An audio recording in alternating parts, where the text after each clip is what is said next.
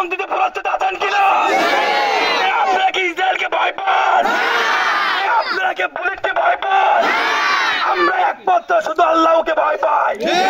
আমরা আল্লাহকে ছাড়া আর কাউকে ভয় পাই না। আসসালামু আলাইকুম।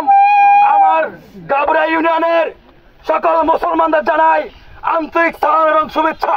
আজকে তীব্র গর্বের মধ্যে আপনারা যে ইসলামের জন্য, ইসলামের একটা ভাইকে হত্যা করছে তার প্রতিবাদ করার জন্য যেভাবে আপনারা রাস্তায় নেমে পড়েছেন, তার জন্য আপনাদের জানাই মনের। ডোনাল্ড ট্রাম্পের প্রেসক্রিপশনে তারা আমাদেরকে মুসলমান ভাইদের উপরে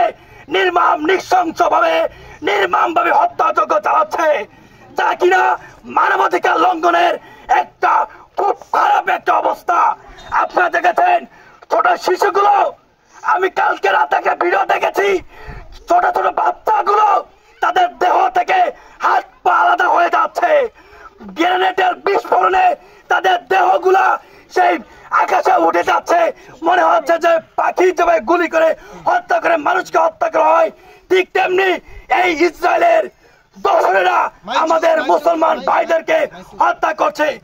আমরা মুসলমানরা বলে দিচ্ছি, ইসরায়েলের দোসরেরা যদি আমাদের মুসলিমদের উপরে আর একটা গণহত্যা চালায়, আর একটা গুলি চালায়, আমরা সমগ্র মুসলিমরা আমরা ফিলিস্তিনের উদ্দেশ্যে রওনা দেবো ইনশাল্লাহ।